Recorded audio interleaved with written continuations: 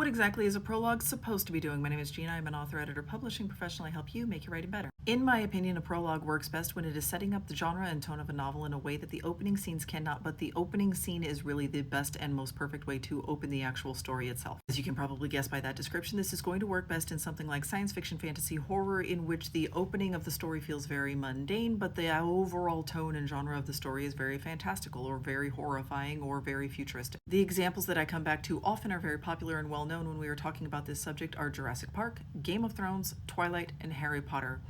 Those, you have probably either seen those movies, read those books, done both for some, if not all of those at some point in your life. They all go about accomplishing the same thing in different ways. They establish genre and tone in a way that the opening mundane scenes do not. Twilight, she is getting on an airplane to go live with her dad in a different state, but the prologue is her running for her life to sacrifice herself for someone she loves.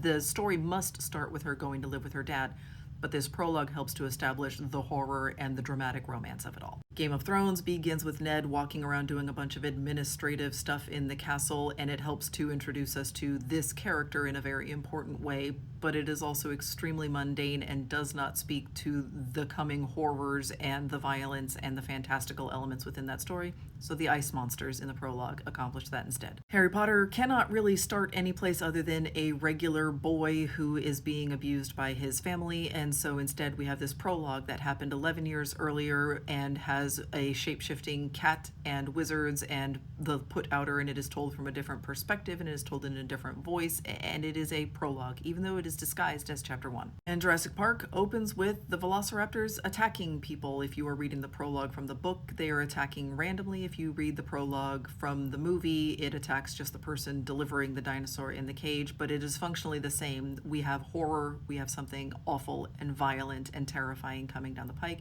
even though you're going to get swept up in the science and the marvel of it all first. Can this work in other genres as well? Yes, of course. It is just the most obvious in science fiction, fantasy, and horror, because those are the times in which we switch from something that is mundane and regular and familiar and switch into something that is totally and completely otherworldly, fantastical, never has been, never will be, never could be.